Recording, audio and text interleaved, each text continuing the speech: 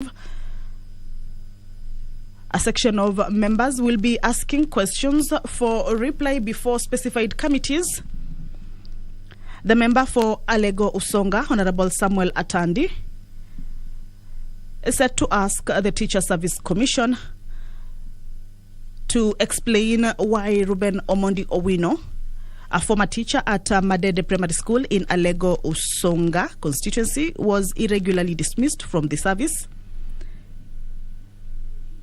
He is also set to ask the TSC to explain why it is yet to reinstate Mr. Owino to the service even after the magistrate court sitting in Siaya acquitted him on the 29th June 2018 from the accusations by the TSC on the basis of lack of evidence. Also, Atandi will be seeking the Commission to state when it will reinstate Mr. Owino back to service. At the same time, explain the measures put in place to ensure that Mr. Owino is paid all his accrued dues since 1st March 2018 when he was irregularly interdicted from service.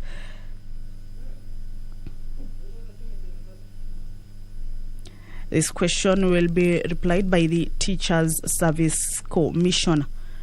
Member for Motate, Honorable Andrew Madime, is also set to ask Cabinet Secretary for Petroleum and Mining to explain why the Gemology Center in Voi, Taita Taveta County, is yet to be commissioned 2 years after its construction.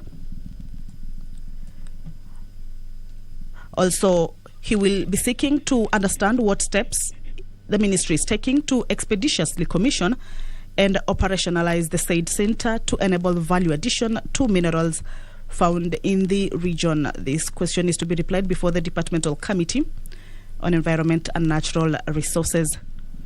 Members are slowly trickling into the chambers. Remember, the quorum bell is currently being rung for 10 minutes according to standing orders to enable the House achieve its requisite numbers before the start of business. This is a total of 50 members in the chambers for the House to kick off its business. The member for Mathioya, Honorable Peter Kihara, is also set to ask question to the Cabinet Secretary for Agriculture, Livestock and Fisheries, that the Cabinet Secretary explain why Macnat Farm Products, located in Kairi area, Mathioya constituency, which was on 24th May 2019, awarded a tender for supply of coconut and grafted cashew nuts seedlings to 5 counties, namely Taita Taveta, Kwale, Kilifi, Lamu and Tharaka Nithi, and issued it with 5 local purchase orders. Why it is yet to be instructed to supply the said seedlings. Also, that the Cabinet Secretary state when the said farm will be instructed to supply the seedlings which are still in the nurseries in line with the said tender award. This is a question that will be replied before the Departmental Committee on Agriculture and Livestock. Member for Jomvu, that is Honorable Badi Twalib, will also be asking the Attorney General to clarify why certain state agencies have not implemented orders in an Environmental and Lands Court ruling made on 16th of July 2020, arising from petition number 1 of 2016 relating to residents of Owino Uhuru Village in Mikindani Ward, Jomvu constituency, where the court ruled that 5 state agencies responsible for enforcing regulations are the responsible plant and 2 private entities were liable for the health and environmental harm inflicted on the said community as a result of poor waste management. Members are walking into the chambers following an order by the Deputy Speaker of the National Assembly, Honorable Moses Cheboy, that the bell be rung for 10 minutes for lack of quorum at the House before the House commences its business this morning. The second question that Jomvu MP Honorable Badi Twalib will be asking the Attorney General is what action is the Cabinet Secretary taking to ensure that the court decree is implemented, considering that the 90-day period given by the court for the community to be compensated lapsed on the 15th of October 2020, and that the 120-day period given for the cleanup exercise to be conducted in Owino Uhuru Village lapsed on the 9th of November 2020. And this question will be replied before the Departmental Committee on Justice and Legal Affairs.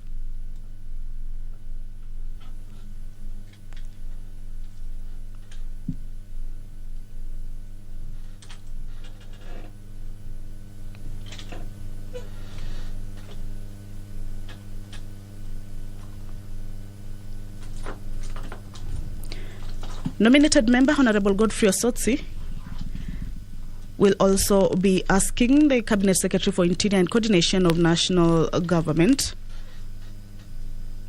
to explain the status of investigations into a complaint raised by Transcend Media Group against Safaricom Limited for theft of copyright arising out of a tender flouted by Safaricom Limited in 2016 for provision of creative and digital services, lodged with the Directorate of Criminal Investigations, via inquiry number 14 of 2021.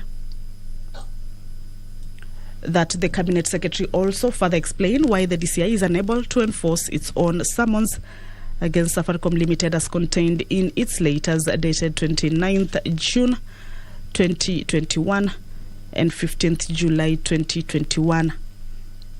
The Cabinet Secretary to also provide details of all complaints filed with the police against Safaricom Limited regarding theft of copyrights, intellectual property rights, and other complaints.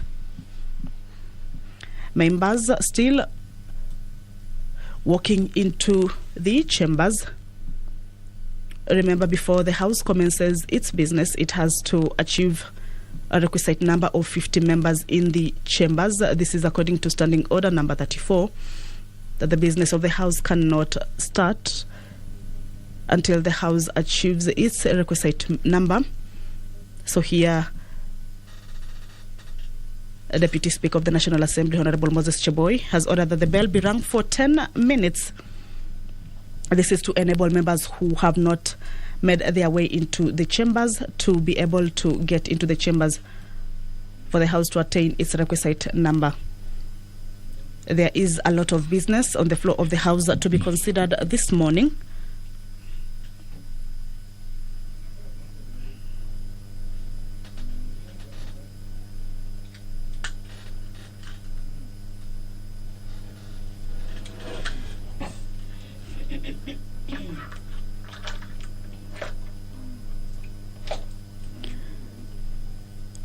There are a number of bills that are set to be read for the first time. Some of the bills include the National Government Constituencies Development Fund Amendment Bill number National Assembly Bill number 5 of 2022. Order, members. Order.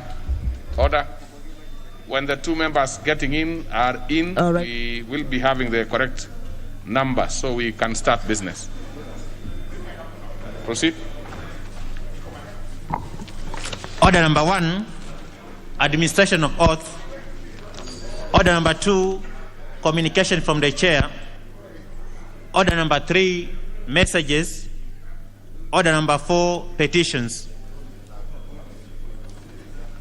Under this particular order, we have 2 petitions. One will be conveyed by myself, trying to see who else is supposed to give his. So let me start with mine. Order, members. Order, members.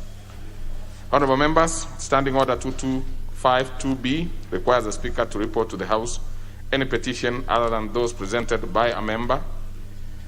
Further, Article 119 of the Constitution provides for the right of any person to petition Parliament to consider any matter within its authority, including petitioning the House to enact, amend, or repeal any legislation.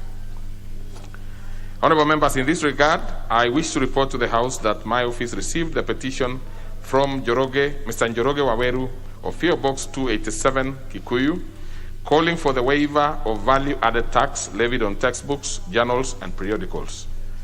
In his petition, honorable members, the petitioner avers that whilst the value-added tax is premised on the real value of a product, the true value of a book cannot be quantified in precise monetary terms by publishers or by revenue collection agencies.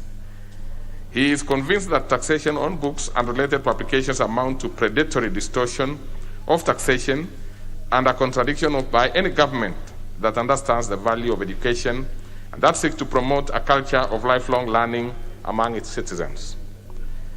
Further, the petitioner observes that most of the distribution channels of books do not conform with the conventional value chain of commercial items on account of, among other reasons, that some of them are donations meant to assist those in need or for academic purposes. The petitioner is thus aggrieved by the 16% VAT that is currently levied on by the national government through the Kenya Revenue Authority on new books and used books. He regards this as tax-based discrimination against printed materials, since online books and publications are never taxed. He concludes by emphasizing the need to create a robust reading culture in the current information age and make a passionate call for the waiver of VAT currently levied on textbooks, general books, and journals and periodicals. So, honorable members, having determined that this matter raised by the petitioner are well within the authority of this House, I order that pursuant to the provisions of Standing Order 2271, the petition be committed to the Departmental Committee on Finance and National Planning. The committee is required to consider the petition and report its finding to the House and to the petitioner in accordance with Standing Order 2272. I thank you.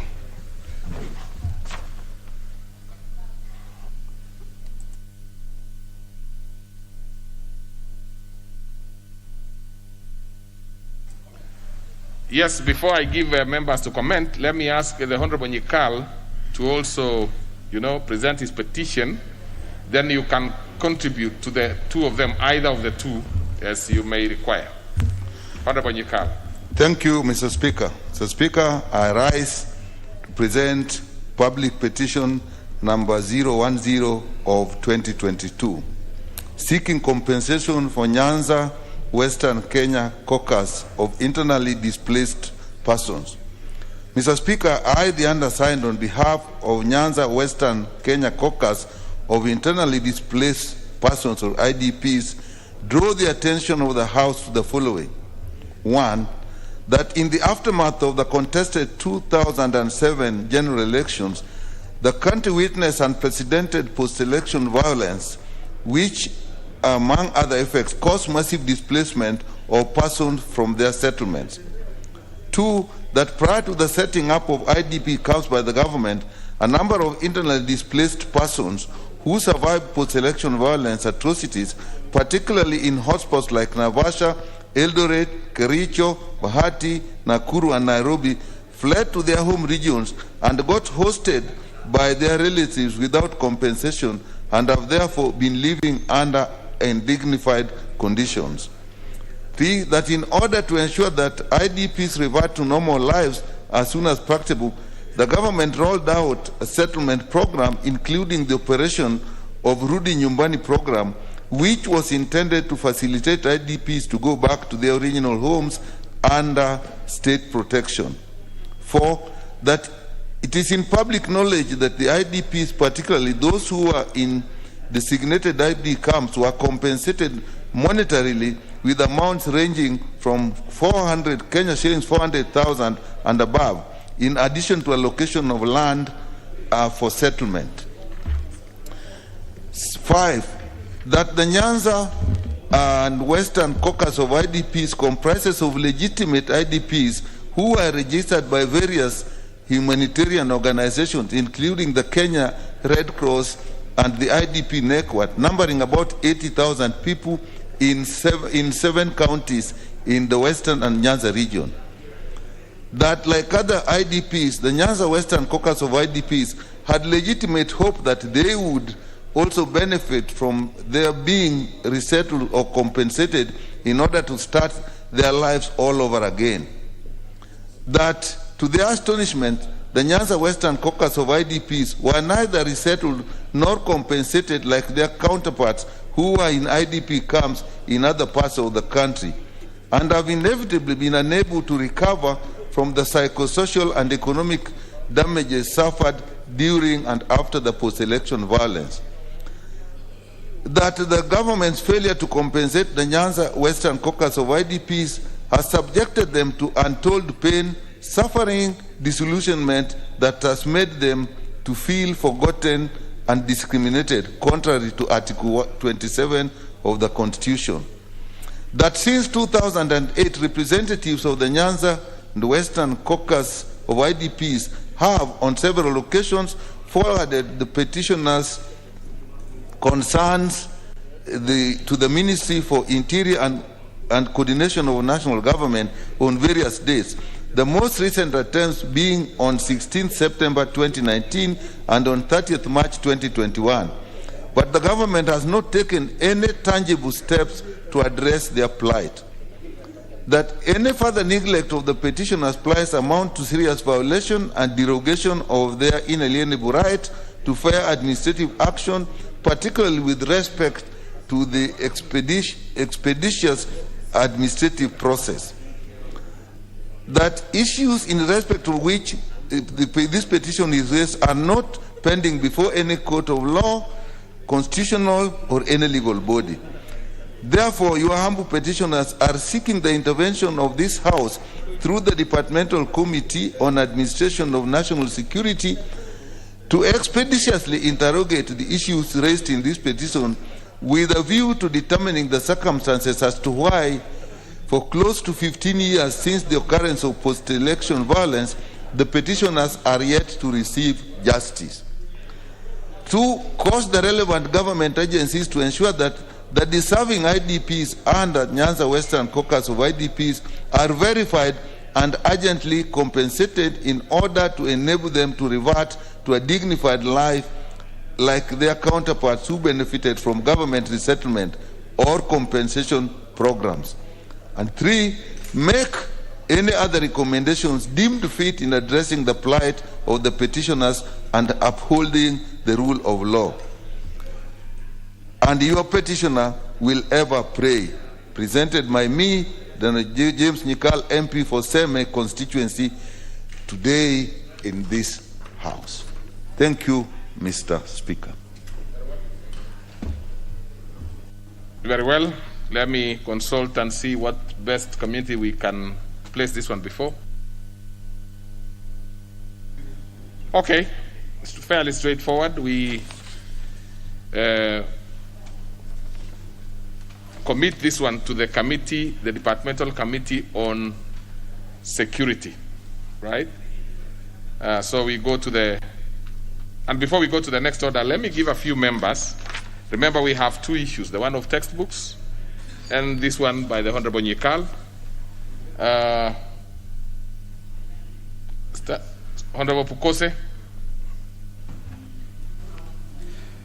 Shukrani Bwana Spika kwa kunipa fursa hii kuchangia petition ambayo imewekwa na Mheshimiwa Nyikal, daktari mbunge wa Seme.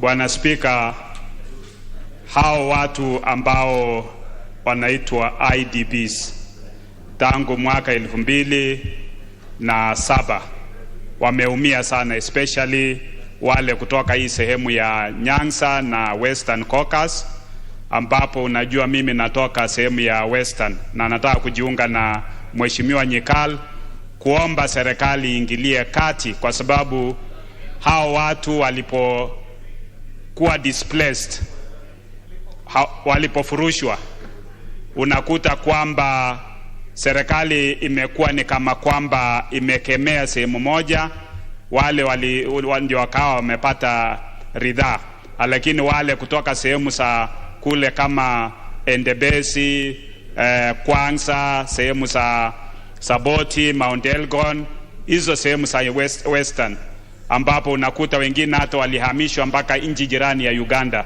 na bado angali kule, Bwana Spika, na wanaumia. Na itakuwa mzuri wakati hii kamati inapoangalia hii swala iweze kuita wajumbe ambao tunatoka sehemu hiyo, ili tuweze kushirikiana pamoja, tupate kwamba watu wetu wanapata haki, ili serikali iweze kuwatafutia makao na pia iwapatie pesa ya kuweza kupata makao mazuri ambapo wanaweza kuishi. Bwana Speaker, shukran. Okay, though the honorable member for Endebess is Endebess even in Kiswahili, so you don't have to say Endebesi. It's Endebess.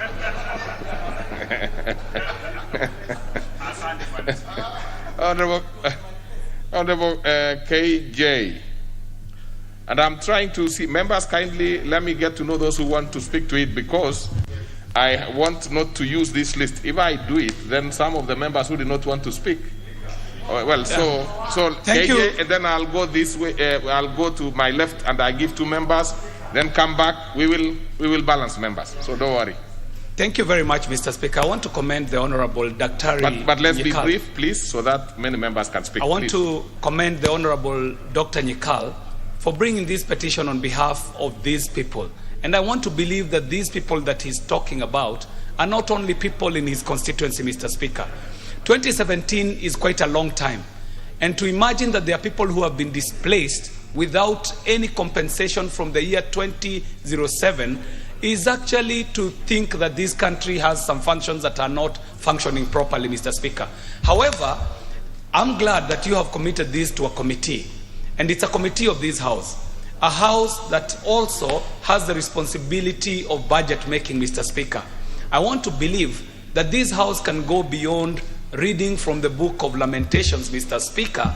And when this committee, when this petition is committed to the relevant committee, I do pray that the committee will remember that it's a budget-making house, this one, Mr. Speaker, so that even as we are going through this budget-making process, we can also consider how much it would take for this compensation to happen.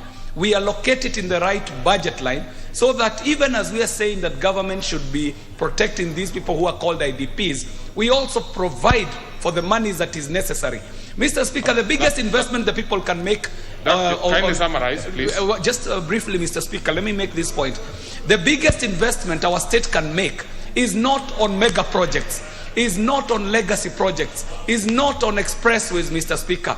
The biggest investment this government can make is an investment on the people, Mr. Speaker. Okay. So I do pray that the committee is going to recommend the amount that is needed for this compensation, and it is going to be allocated to the right budget line, so that these people can finally get the dignified life that they deserve. Thank you very much, Mr. Speaker. Member for Bondo.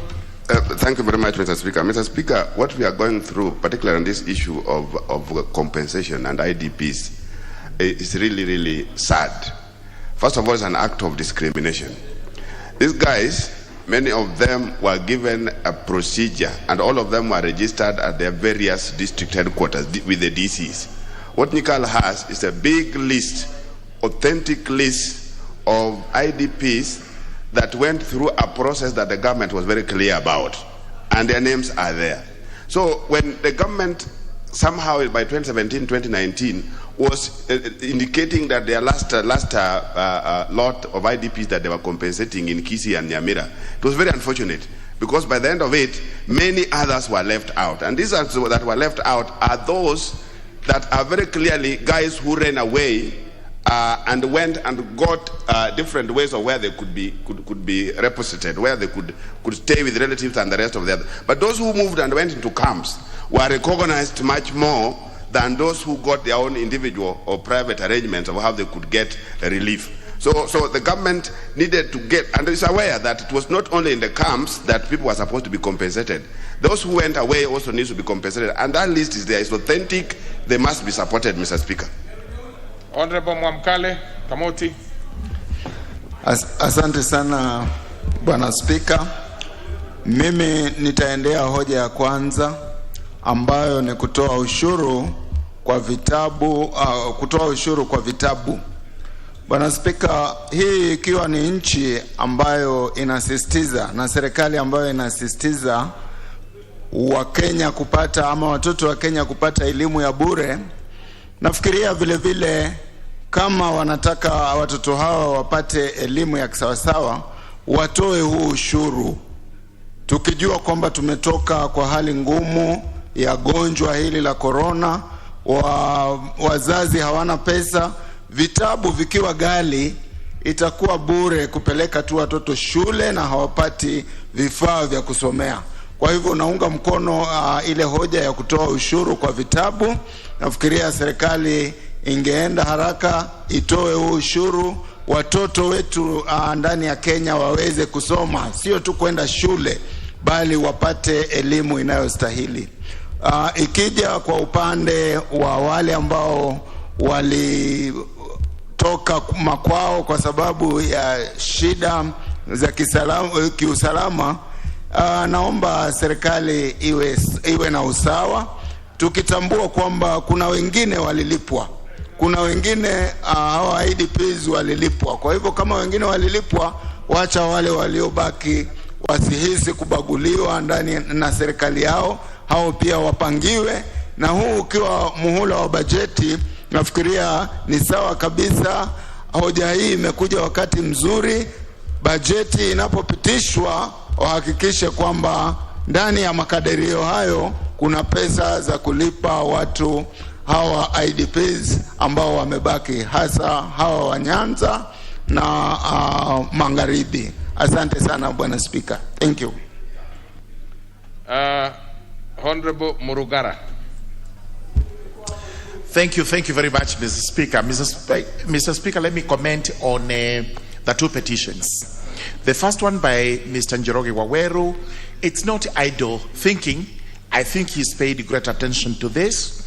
It is the high time we re-evaluated our position on taxes on textbooks, bearing in mind that textbooks are meant for education purposes, while there are other books which possibly are profit-making, which are quite expensive. This is not idle thinking, and the committee should actually seriously consider whatever has been raised here with the zeal it deserves. As regards the second petition by Honorable Nyikal, I also support this entirely and ask the committee to move the speed and take a decision on when these particular persons are to be either resettled or compensated. It's important I also state that in the Raka constituency, I have some IDPs that were displaced in 1995 to 1997 ethnic clashes. And these people live in deplorable situations and deplorable lives. I have actually brought a petition to the Committee on Lands, and it has found this to be a historical injustice and has recommended compensation. But to date, we've been trying to get over to the government to compensate these poor people without success. We also have tried to ensure if there is any land available, they are resettled. This is all without success. I would plead that the government moves with the speed and seriousness it deserves to ensure that IDPs, wherever they are treated as Kenyans and they are accorded the dignity they deserve. Okay. Thank you very much. The Honorable Atandi. Honorable Atandi. Your mic doesn't seem to be okay. Yeah, you can use that one in front. Thank you, Honorable Speaker, for giving me the opportunity to comment on the two petitions. I would like to speak on the petition by Njoroge Mugweru. And Honorable Speaker, Njoroge Mugweru has been petitioning Parliament on a number of issues. And on this one, this is not the first time this petition is here. The last time I was in Finance Committee, this petition was before us. Unfortunately, we did not respond to his petition properly. I would like to urge the Finance Committee to look at this petition very seriously because, as has been observed by most colleagues who have spoken, books are important for promotion of education, which is a key pillar in this country. Most of these presidential aspirants are saying they are going to give free education, and therefore we cannot give free education if we are still levying VAT on books, on textbooks. So this one is very important, sir. The second petition by Honorable Nyikal, Honorable Speaker, is a very fundamental petition because, Honorable Speaker, most IDPs were compensated by the government, but the IDPs from Nyanza and Western were ignored. I think they were ignored politically because they were considered as opposition. I want to say that this is unconstitutional, illegal, and the government needs to really compensate these people. It is very sad, Honorable Speaker, that the people who cause post-election violence are currently in the US spending taxpayers' money when when these IDPs have not been compensated. So, Honorable Speaker, this is very sad, and this House must make a decision on this matter and ensure that these people are compensated. That's it. Thank you, Honorable Speaker. Honorable Nagabo, honorable members, what is your point of order, Honorable 001, nominee 001? What's your point of order? I've already given the Honorable Janet up there, but I can see Honorable. Honorable Speaker, is Honorable Atandi in order to claim and impute improper motive to a delegation that have gone to the United States of America and the UK to look for the market of our produce, because we have seen that our minimum guarantee returns in our byproducts and livestock byproducts, and also go to the gist of your your point of intervention, in order, not what the delegation is going to do. Is he in order of imputing improper motives on that delegation, while the one who caused post-election violence is the single denominator of violence in Kenya by the name Raila Odinga? He should have blamed the right person instead of... Order, Honorable nominee 001. You cannot cure one mistake using another mistake. So even the point of order that you had raised is not going to be considered, because iniquity, you come with clean hands. If you come and impute improper motive on another person yourself, order, take your seat. Take your seat. Honorable Nagabo, proceed.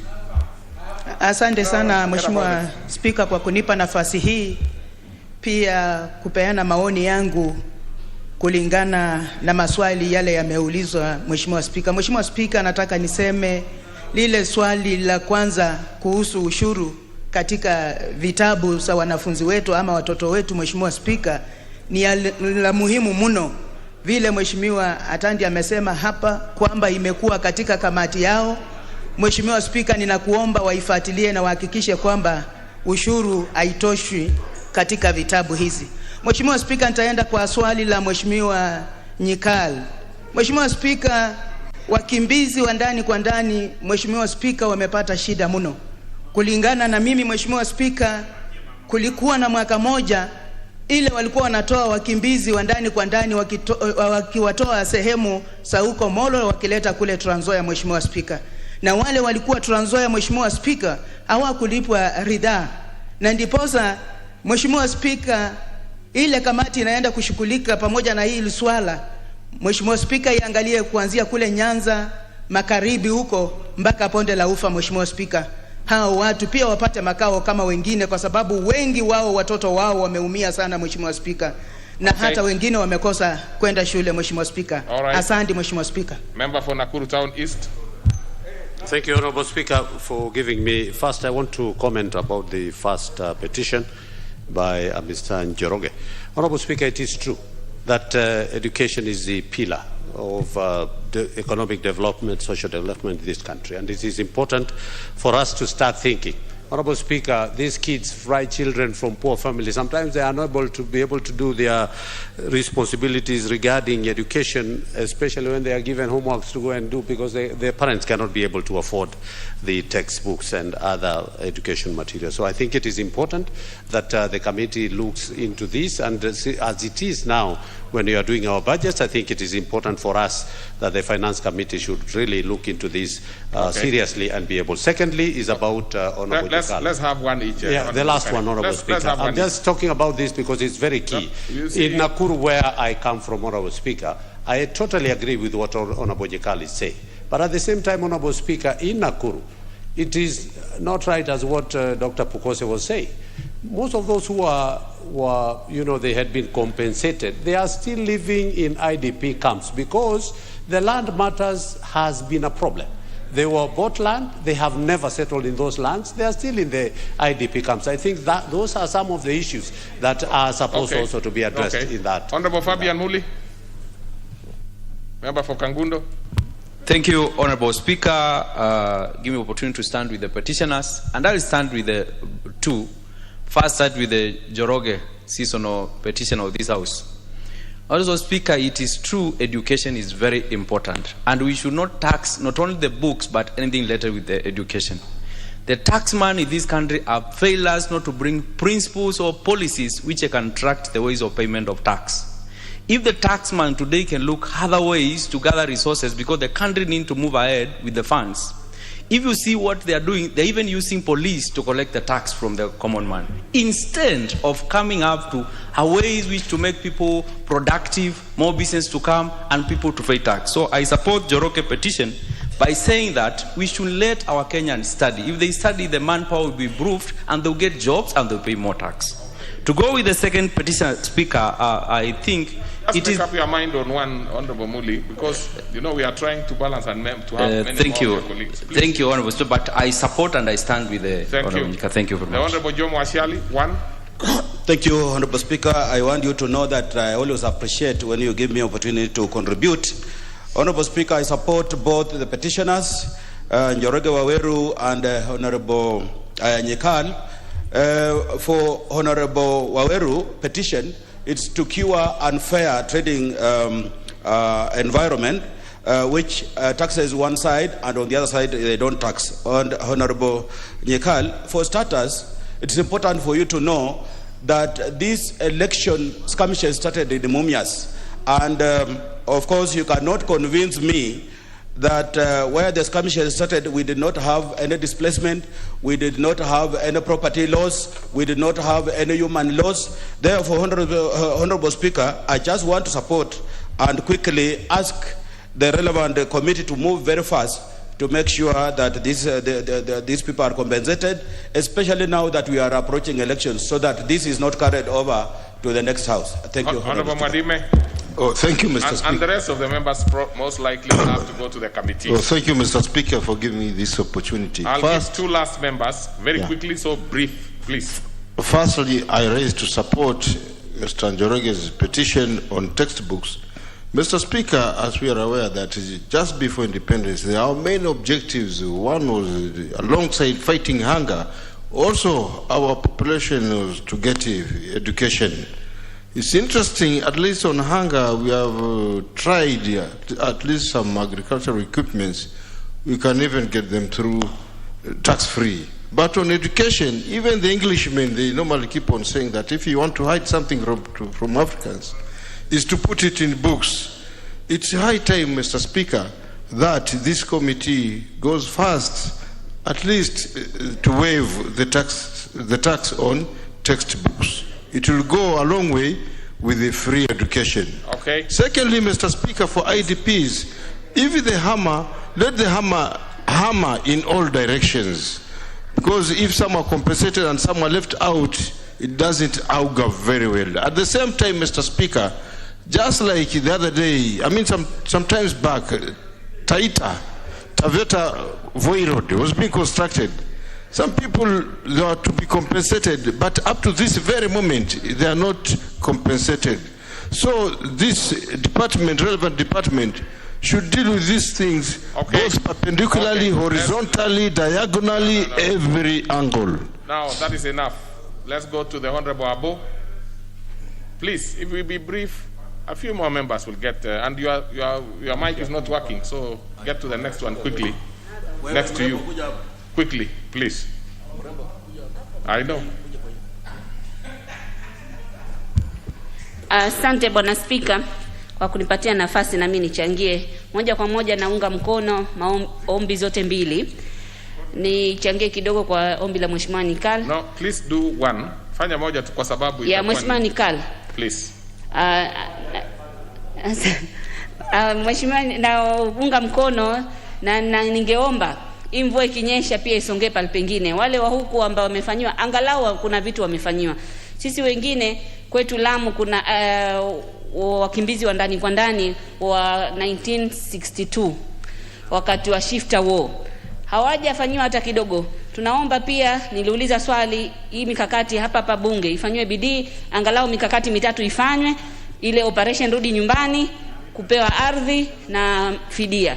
Kwa hivyo sisi pia ni wa Kenya, tunaomba hayo yafanywe kama huko kwingine. Asante. Next order. Next order.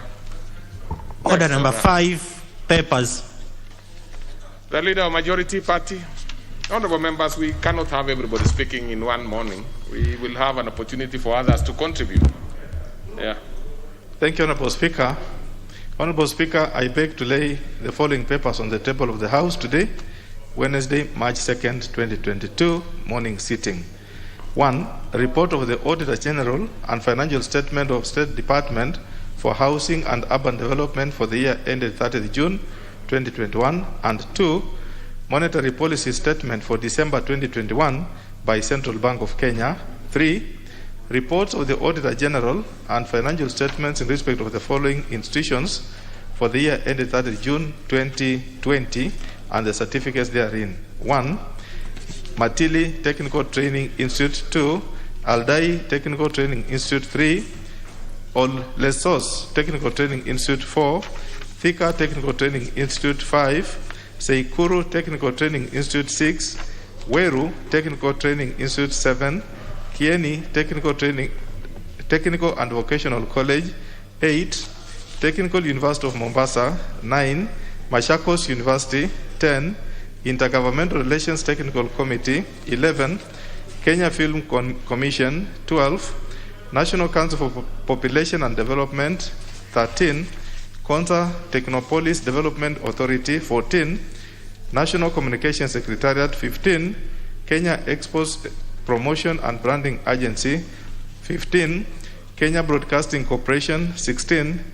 New Partnership for Africa's Development, Africa Peer Review Mechanism, NEPAD, APRM, Kenya Secretariat. 16. Kenya Yearbook Editorial Board. And 17. Anti-Female Genital Mutilation Board. 4. Report of the Auditor General and financial statements of Kaiboi Technical Training Institute for the year ended 30th June 2019 and the certificates therein.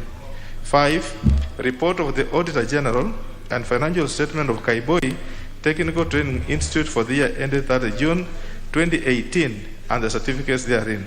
Thank you, Honorable Speaker. Very well. So we go to the next order. Order number 6, notices of motion. Order number 7, questions and statements. On this particular order, we will start with questions.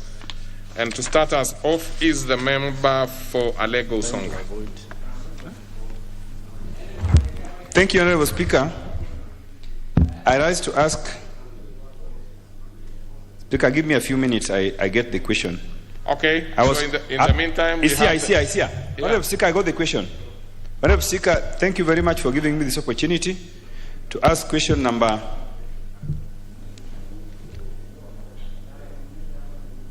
The question is addressed to the TSC, Teacher Service Commission.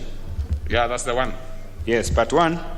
Could the Teacher Service Commission explain why Mr. Ruben Omondi Owino of personal number 459139, a former teacher at Madede Primary School in Alego Usonga, was irregularly dismissed from the service? Part 2. Could the Commission also explain why it is yet to reinstate Mr. Owino to the service even after the Magistrate Court in Siaya acquitted him on 29th June 2018 from the accusations by the TSC on the basis of lack of evidence? Part 3. Could the Commission state when it will reinstate Mr. Owino back to the service? Part 4. Could the Commission explain the sources?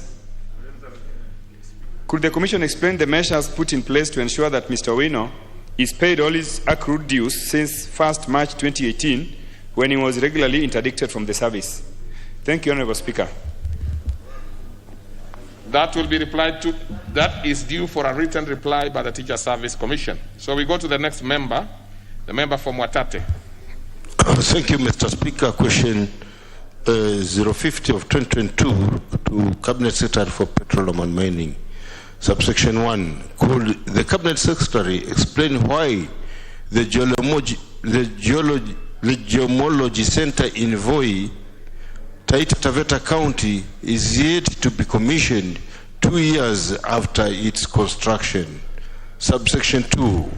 What steps is the ministry taking to expeditiously commission and operationalize the said center to enable value addition to minerals found in the region?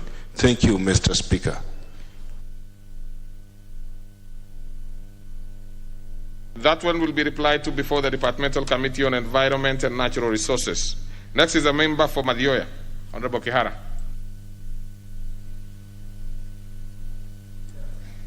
Then we go to the member for Jomvu. Asante sana Mheshimiwa Spika. Mheshimiwa Spika, nataka kuuliza swali namba 67 la 2022. Mheshimiwa Spika, swali langu linaenda kwa mwanasheria mkuu kutokamana na malipo ya watu wangu wa Owino Uhuru. Swali la kwanza, Mheshimiwa Spika, mwanasheria mkuu anaweza kutueleza ni kwa nini idara za kiserikali hazijaweza kufuata maagizo ya koti ya ardhi na mazingira ambayo ilipitisha tarehe 16 Julai mwaka 2020 kutokamana na malalamishi ama petition number 1 of 2016 inahusiana na malalamishi ya watu wa Owino Uhuru walioko Mikindani katika eneo langu la Jomvu, ambapo koti iliamua idara 5 za kiserikali ambazo zilihusika na kuachilia utekelezaji wa kiwanda cha lead na vile vile kampuni 2 za kibinafsi kuhusika katika mambo ya health and environmental harm ambayo iliweza kuwapata watu wangu wa Owino Uhuru.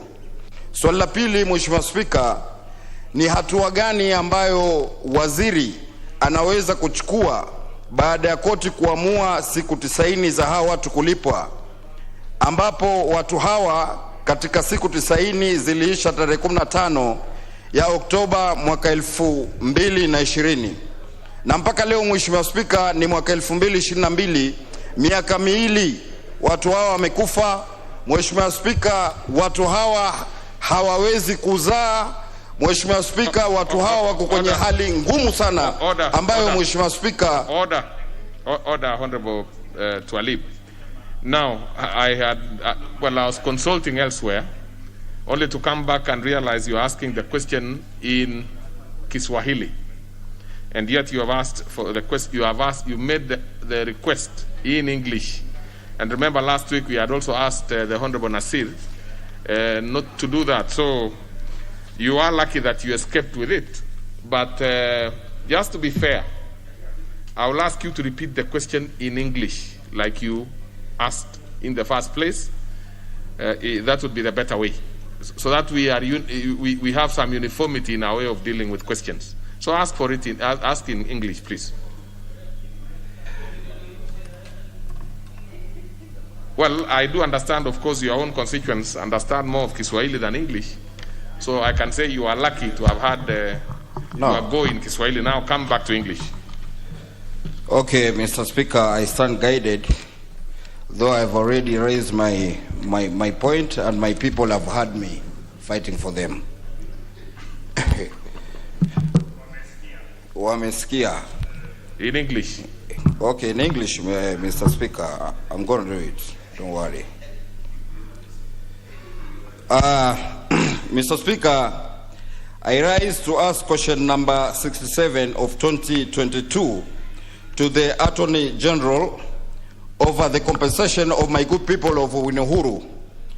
Mr. Speaker, question number 1, could the Attorney General clarify why certain state agencies have not implemented orders in an Environment and Lands Court ruling made on 16th of July 2020, arising from petition number 1 of 2016 relating to residents of Owino Uhuru village in Mikindani ward, that is in Jomvu constituency, where the court ruled that 5 state agencies responsible for the enforcement, 5 state agencies responsible for enforcing regulations at the responsible plant and 2 private entities were liable for the health and environmental harm inflicted on the said community of Oinehuru as a result of poor waste management. That is question number 1, Mr. Speaker. Question number 2, what action is the Cabinet Secretary taking to ensure that the court decree is implemented, considering that the 90-day period given by the court for the community to be compensated lapsed on the 15th of October 2020, and that the 120-day period given for the cleanup exercise to be conducted in Oinehuru village lapsed on the 9th of November 2020, and we are now in 2022, Mr. Speaker. People are suffering in Oinehuru. People cannot produce. People are dying due to... Honorable Badi. I'm very bitter, Mr. Speaker, because I raised this matter last year, yes, and it has not been acted upon. And now we are raising it again, Mr. Speaker. Now, that is actually the right thing that you needed to do, to ask why the question you asked previously has not been responded to. And that being the case, the Honorable Twalib. Yes, sir. I really want to know from, and I cannot see the chair, Justice and Legal Affairs. The question you asked, was it directed to the Justice and Legal Affairs? Yes, Justice and Legal Affairs. Yes, I think through the... He is sleeping on his job, Mr. Speaker, since last year. Now, allow me to therefore make some ruling on this, because I can see the concern that you are having. Now, I would like to hear from the Majority Whip, because I might be actually using him now to convey the message to Justice and Legal Affairs. But of course, you know, the Hansard is also there, can be picked and sent to the committee. But Chief Whip, can you please say something to it? Thank you, Honorable Speaker. Before I say, I make a comment as per your direction, Honorable Speaker, it's important, whereas my very good friend, whom we have walked the journey together, is bitter, is not in order, Honorable Speaker, to pass such a hard feeling that the chair is asleep. I don't think if there are beds in this house, Honorable Speaker, for the chair to sleep on. But I'll really appreciate that what he has said is very, very serious for his people. And as the whip, Honorable Speaker, I want to undertake that I'll pass over, I'll do it as a whip and a member of JLAC, Honorable Speaker. Oh. That we that's even better. Yes, we handle the matter very seriously. And now that the House is likely to go on recess from tomorrow, immediately we come back, we must have a report to present to this House. I think that is that's actually a very good, a very good confirmation. Now, what is your point of order? You have asked your question. What is it, Honorable Twalib? Mr. Speaker, I humbly request you to direct the committee to go down to Oinehuru to see it for itself. Now, what is happening in there? Now, well, Honorable Twalib, as I've said, of course, that's an extremely critical issue you have raised. Now, there is confirmation from the whip, the Majority Whip, who is also a member of Justice and Legal Affairs, that the matter will be given the attention it requires. The issue of me, making a ruling that they should go on site is something that has never happened here on questions. If it was a petition, for example, if it was something else, it would have been easier for me to make that kind of ruling. But you see, the committee should also, out of their own, we normally say suomoto, on its own motion, can make a decision to go and see what is happening on the back there. But for now, we will follow what the standing orders asks of us. We commit to the committee.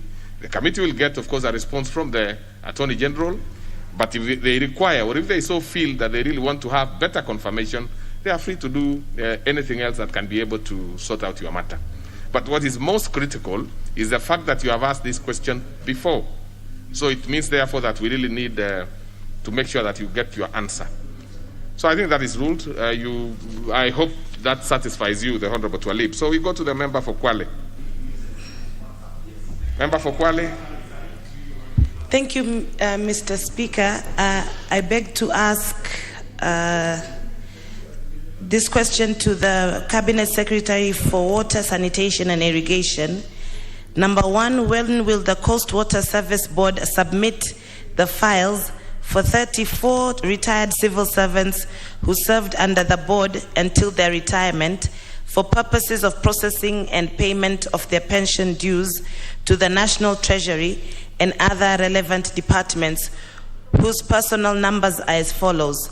Personal number 021492, 029116, 030373, and 034166, and 034383, and 031139, and 034084, who retired in the year 2014.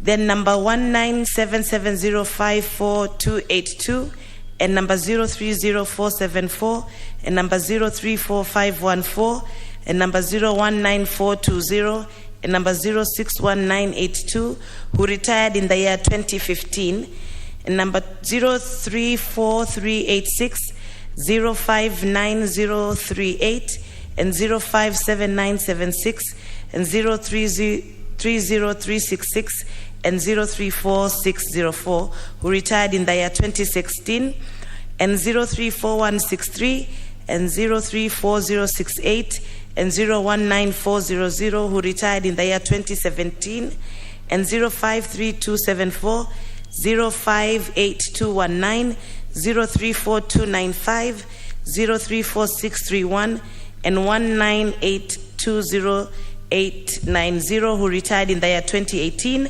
and 050566, 034183, 037177, 030474, 034320, 034163,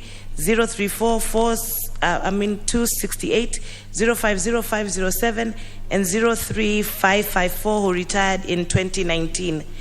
Question 2, what measures has the ministry put in place to ensure that the board submits files of retired staff to the National Treasury and other relevant government departments for processing and payment of dues to the beneficiaries in a timely manner?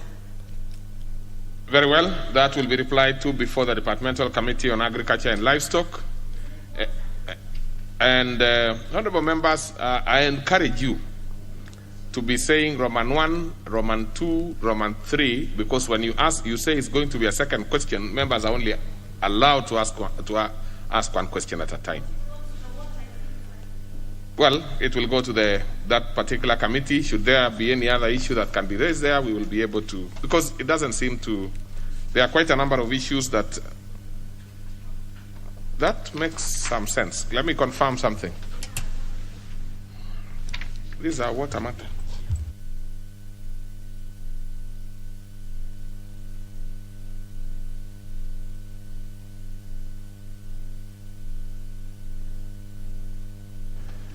Yes, Honorable Member, it will go to the Departmental Committee on Environment and Natural Resources, where water boards are deposited.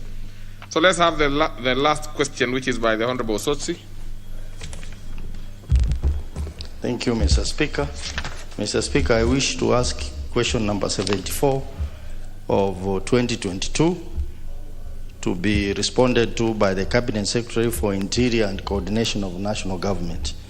And it reads, Roman 1, could the Cabinet Secretary explain the status of investigation into a complaint raised by MS Transcend Media Group against MS Safaricom Limited for theft of copyright arising out of a tender floated by Safaricom Limited in 2016 for the provision of creative and digital services, launched with the Directorate of Criminal Investigation, DCI, via inquiry number 14 of 2021. Roman 2, could the Cabinet Secretary further explain why DCI is unable to enforce its own summons against Safaricom Limited as contained in its letters dated 29th June 2021 and 15th July 2021. Roman 3, could the Cabinet Secretary provide details of all the complaints filed with the police against MS Safaricom Limited regarding theft of copyrights, intellectual property rights, and other complaints. Roman 4. What specific step is the ministry taking to ensure that large corporation, in particular MS Safaricom Limited, comply with existing laws and ethical standards? Thank you, Mr. Speaker. Very well, and question well asked. That one will be replied to before the Departmental Committee on Administration and National Security. So we go to the next order. What's your point of order, the Honorable Christopher Omulele? Speaker, my point of order is I asked a question in this House some time back in regard to the TVET in Luanda. TVET in Luanda, and why the ministry has not released the 30 million that was allocated and appropriated in the budget for the construction, for the start of construction of this TVET in Luanda. And that question has never been responded to. When did you ask that particular question, Honorable Mulele? It must be more than 6 months ago. I just don't have it, but I have asked that question on this floor of the House. I have spoken to the Chair of Education many times in this regard. And I'm worried because they seem to forget my constituency. Rwanda needs this service. So, Speaker, I think the Committee on Education, the Chair on Education needs to rise to occasion and tell the people of Rwanda where these funds are, because these funds were appropriated in the budget, and we don't know where these funds are up to now. Yes, well, are you a member of education? No, I just want to add something to it. Why? Okay. I also have pending questions. Committee on Education. Same question.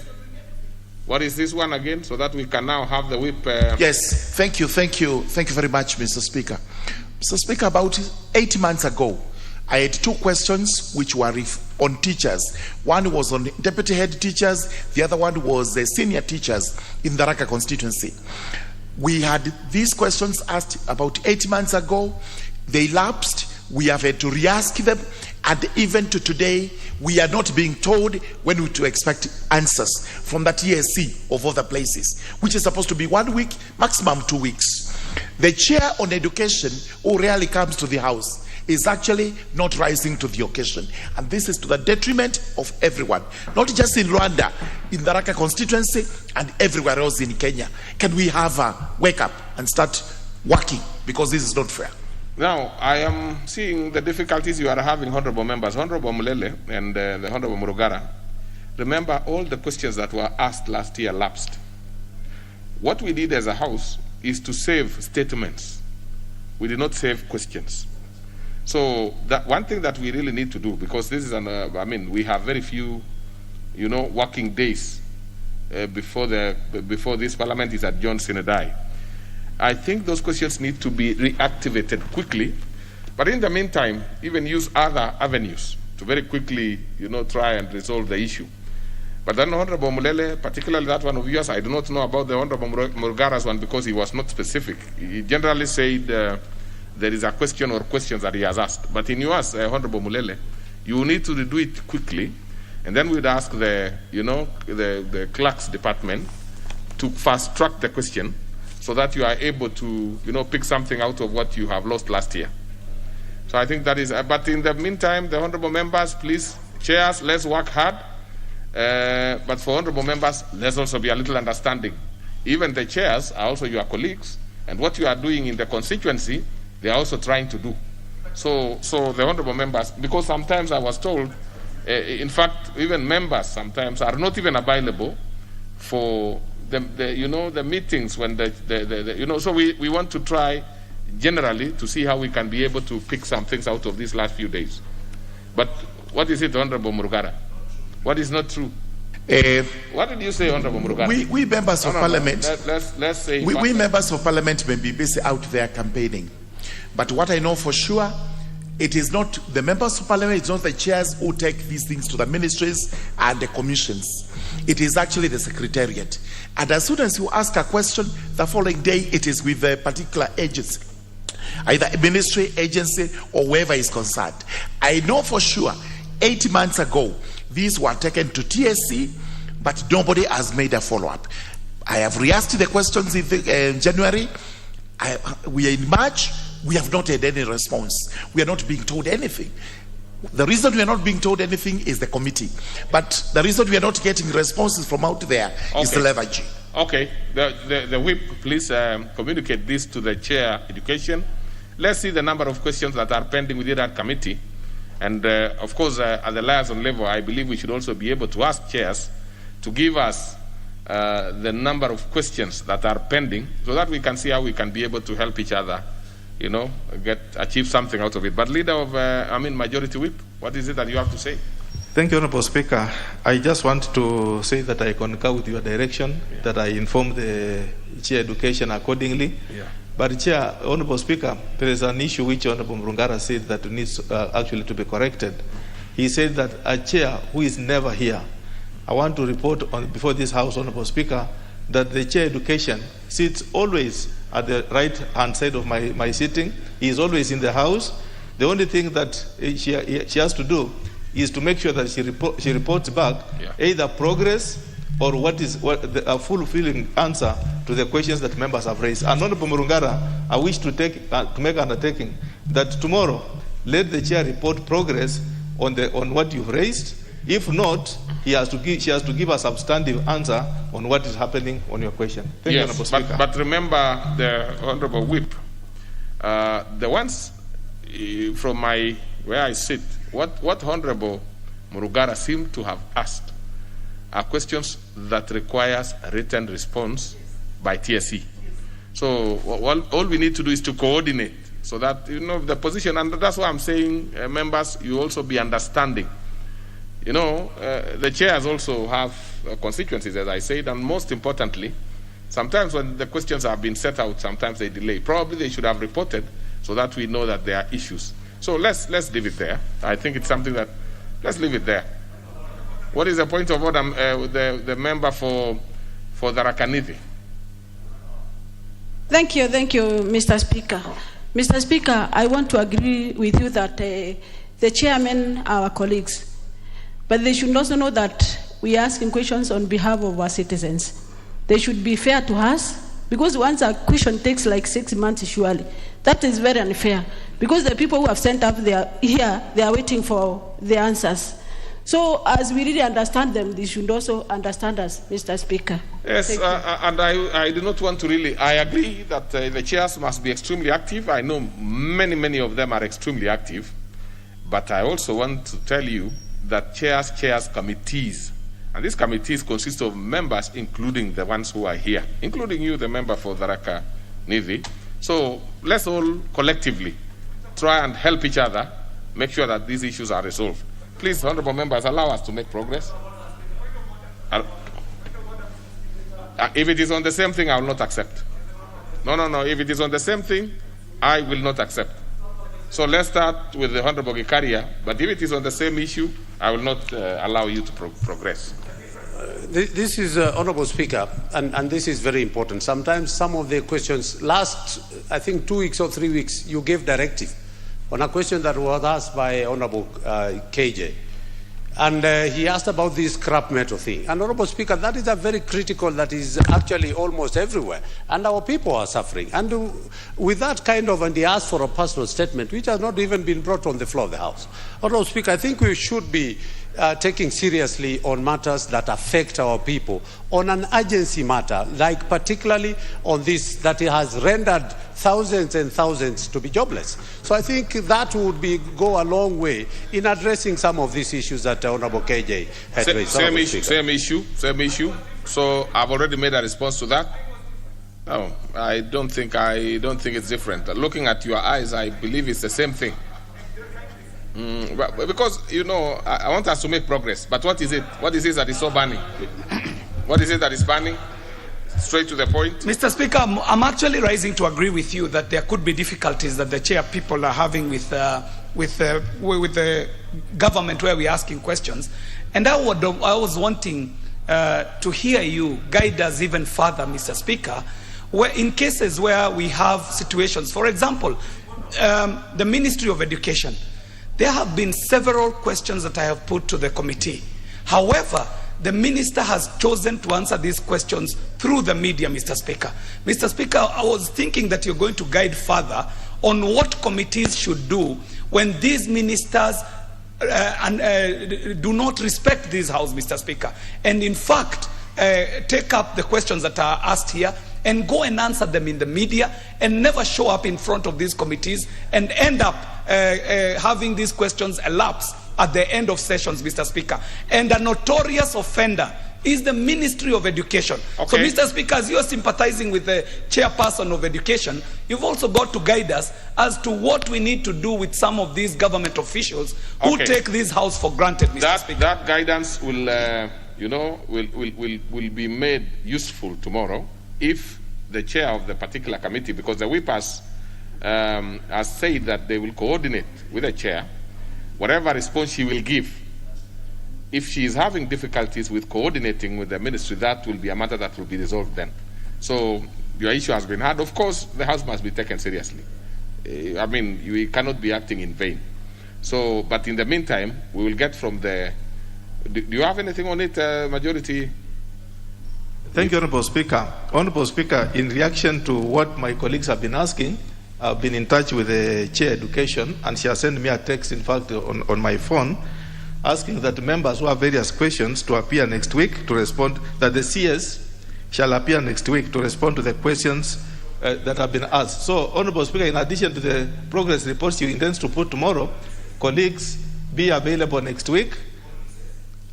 Allow me to respond to the Speaker. Now, Honorable Murugara, I think you are being extremely unfair, because you are actually the one who has pushed the whip to even very efficiently talk to the Chair Education, and has gotten a response. Now, when he's saying that she is available next week, what you have said, and I've heard you, Honorable Murugara, is that you are on recess. Now, you see, the Chair is sacrificing to be here together with her members over the recess. And you yourself, of course, which is also understandable, you probably want to be at home to, work out your political matters. It is normal. That is why I was saying it is important for members to understand each other now. She has said, now what we should be doing is not to sit back and expect to be notified. You should be asking whether your question is among the ones that are going to be responded to. Once we are able to resolve that, we should be able to know now there are others which have not been responded to, and therefore we should be asking the chair what the issue is. So what the chair has done is to really sacrifice her time, because she's a politician like yourselves. So, and I think I should commend the majority whip for being very efficient. We would have expected, in fact, I do not see why we should be expecting a progress report tomorrow. What we should be expecting is quietly, we should get to know which questions are being responded to. We must save the time of the House. And then we quickly notify the members. Those who will not be available can also indicate that they are not going to be available, so that their question is put pending, can be answered when we come back from recess. But then therefore, at that point, no member should complain that there was delay, because the delay was on the request, upon the request by the specific member. I think the issue of questions, members, now we can put it to rest. So we go to the next order. Order number 8, the Public Debt Management Authority Bill, National Assembly Bill number 36 of 2020, second reading. Mover to reply. Yes, let's have the mover replying, and that should be the Honorable Sakwa Bunyasi. And by the way, Honorable Member, on questions, I have deferred the question by the member for Madioya, the Honorable Kihara. Honorable Kihara Peter. Deferred to the next available opportunity. Proceed, Honorable Bunyasi. Thank you very much, Mr. Speaker. It's my great pleasure to move to reply after the very, very fruitful debate we had last week on the issues of on the Public Debt Management Authority Bill number 36 of 2020. Mr. Speaker, the discussions were extremely informative. They were rich. There are a lot of very useful suggestions that came from the floor, and I want to thank my colleagues for finding time to come and participate in this discussion on a matter that I consider one of the most important issues of the day in our country and in our economy. I want to thank them all. Both those, nearly all of them supported. I think just one member had reservations, feeling that the Public Finance Management Act, which has only 3 paragraphs on debt, was adequate.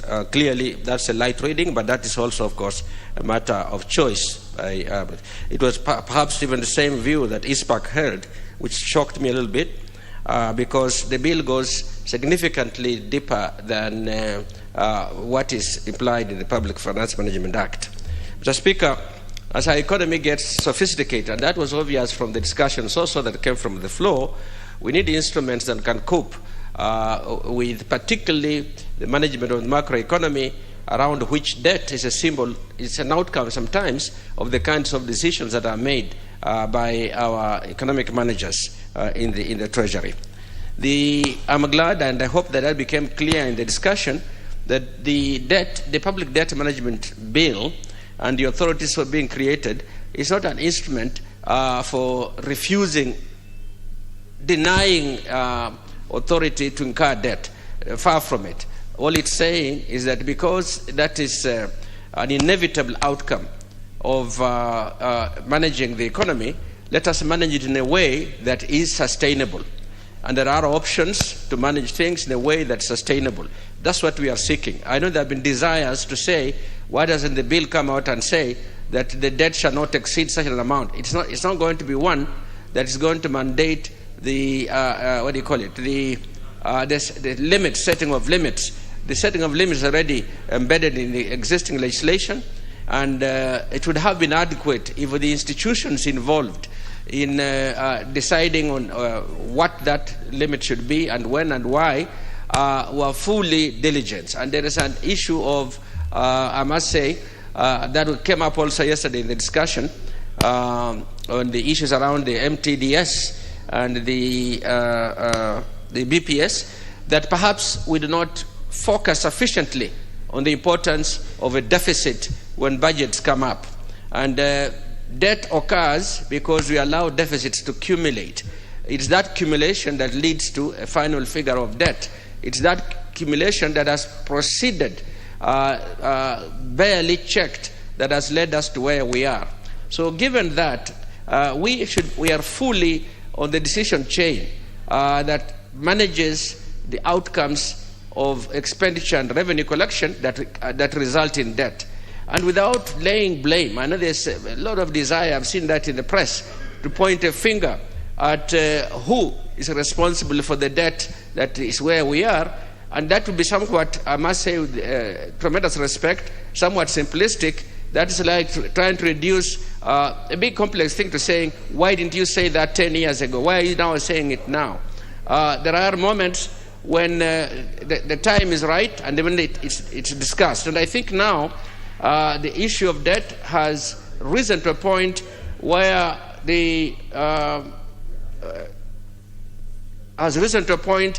now wananchi are also conscious of the impact of debt on us. And I think the bill in that regard is quite timely.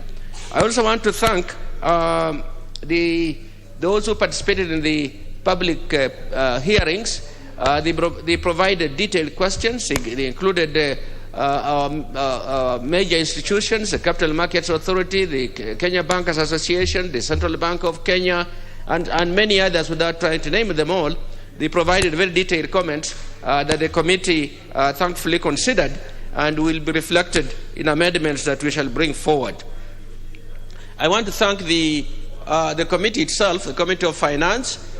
This has taken a while, but I appreciate the fact that they are busy, they are very busy.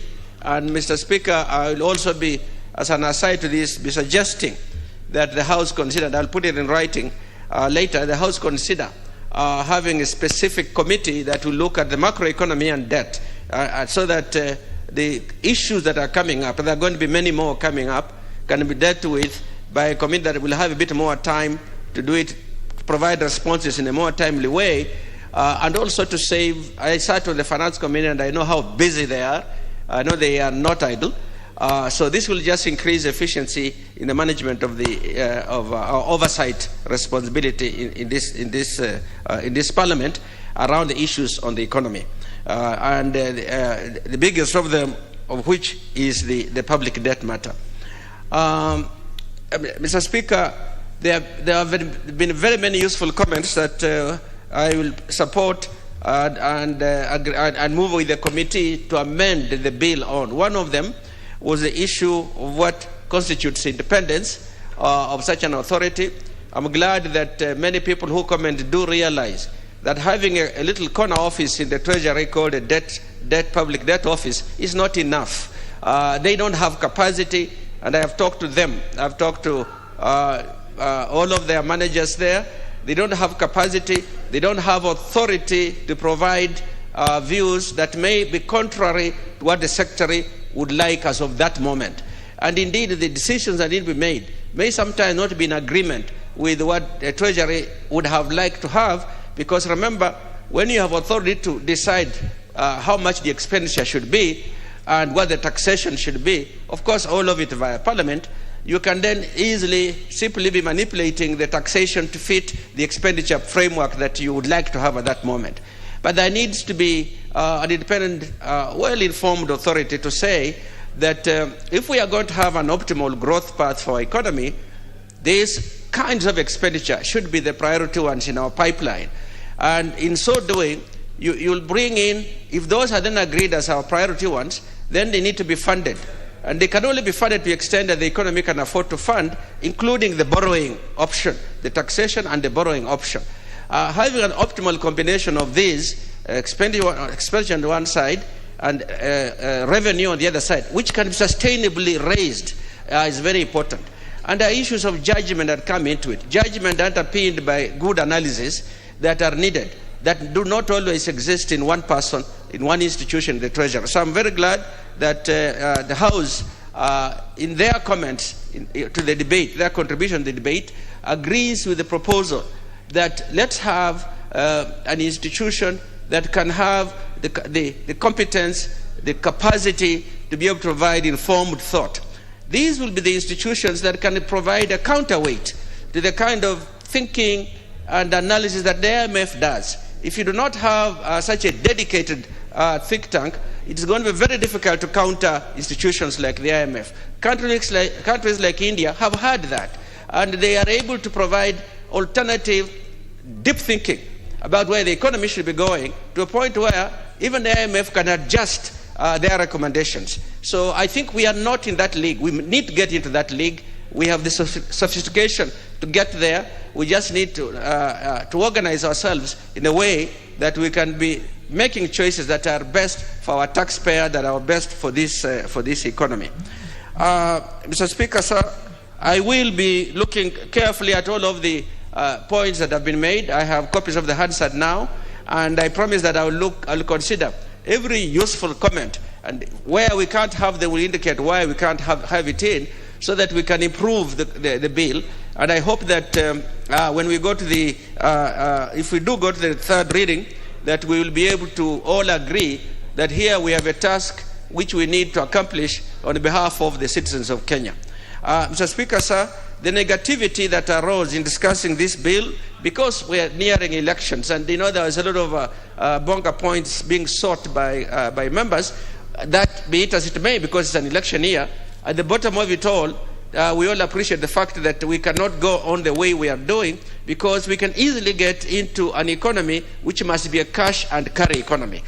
So that our participation in the international trade is restricted because we don't have confidence in our ability to manage debt.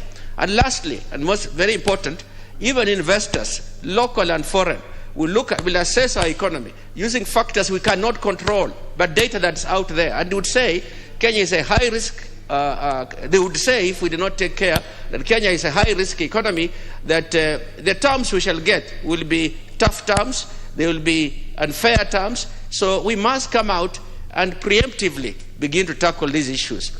Mr. Speaker, with those remarks, I would like to thank the House for finally having brought the bill up for discussion. And with those few remarks, I beg to move.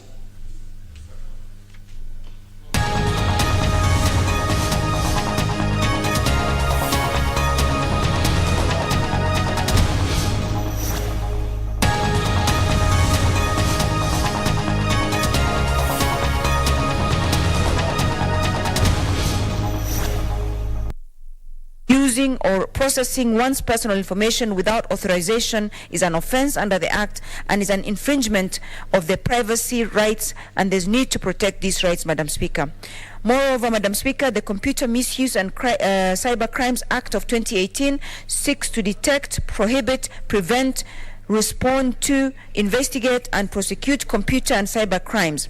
Madam Speaker, what the question then that begs is, what are these agencies doing as lawlessness and insecurity of our data is coming to really unprecedented levels as we speak, especially during this electioneering period?